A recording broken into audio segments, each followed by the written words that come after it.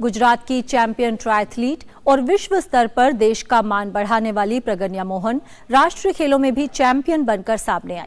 प्रगन्या Birmingham Commonwealth games में भी देश का प्रतिनिधित्व कर चुकी हैं और अब उनका लक्ष्य पेरिस ओलंपिक में अपनी मौजूदगी दर्ज कराना है।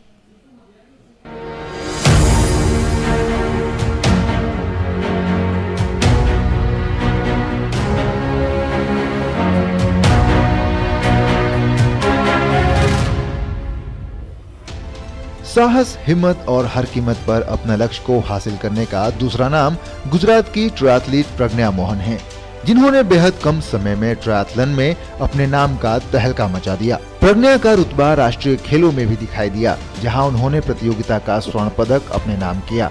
प्रज्ञा अपने प्रदर्शन से खुश हैं और वो अपने इस पदक की चमक को ओलंपिक के पोडियम पर देखना चाहती हैं। होम क्राउड के सामने गोल्ड फॉर गुजरात जीतने के लिए मुझे बहुत ही खुशी हो रही है। इसके साथ ही साथ बहुत ही कठिन था, काफ़ी कॉम्पिटिटर्स अच्छे थे।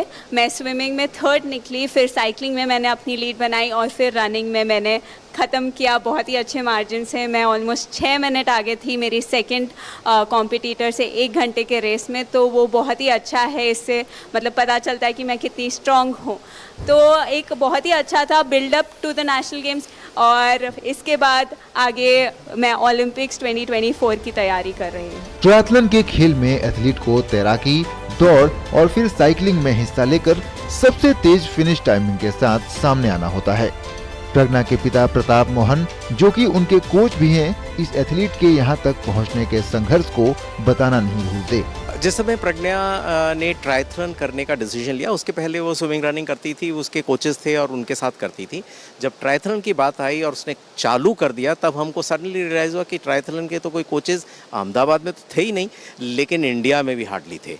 तो फिर उसमें एक तरह से हम फंस गए थे। तो लेकिन फिर हमने कुछ किताबें मंगवाई, मैंने उन किताबों की पढ़ाई करी कि कैसे कोच करना है, और वो सब वर्कआउट करके हमने प्रज्ञा के ऊपर एक्सपेरिमेंट किया। उसने भी कोलैबोरेट किया उसमें कि भाई करते हैं, ट्रायल एंड एरर है। काफ़ी गलतियां भी हुई थी उसमें, इंजरीज भी हो गई थी उसके साथ, लेकिन फिर भी हम उस चीज़ में बढ़ते रहे और हमें फिर और भी मटीरियल मिलने लगा धीरे धीरे। फिर कुछ कोचेस से बाहर के देशों में भी हमने बातें की, समझा, तो उसके हिसाब से फिर हमारी कोचिंग का जो लेवल और स्टैंडर्ड और क्वालिटी वो इम्प्रूव होता गया। ट्रायथलन की दुनिया में अलग पहचान रखने वाली प्रज्ञा मोहन के लिए सबसे बड़ी चुनौती चोट भी रही।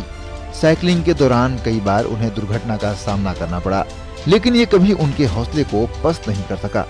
पेरिस ओलंपिक के लिए खुद को तैयार करने में लगी इस ट्रायथलीट को मालूम है कि ओलंपिक में अपनी मौजूदगी दर्ज कराना आसान नहीं, क्योंकि ओलंपिक में इस खेल में खुद को सामने रखने के लिए टॉप 12 अंतर्राष्ट्रीय टूर्नामेंट्स में बेहतर टाइमिंग के साथ सामने रखना होता है। बहरहाल इन बातों के दबाव से इतर प्रज्ञा अपने लक्ष्य के प्रति अडिग हैं और उनके लिए हर जीत उस टॉनिक की तरह है जो उनके आत्मविश्वास को बढ़ा देती है। तो इस हुनर और जज्बे को सलाम है, जिसने मुश्किलों के आगे रुकना नहीं सीखा, बल्कि लगातार खुद को आगे बनाए रखा। और अब इस उभरती प्रतिभा का अगला लक्ष्य पेरिस ओलंपिक है, जहां वो देश के लिए पदक जीतकर खुद को एक नया मुकाम देना चाहती हैं। कैमरामैन राहुल चोपड़ा के साथ मैं हूं गौरव कुमार, डीडी न्यूज़, गांधीनगर।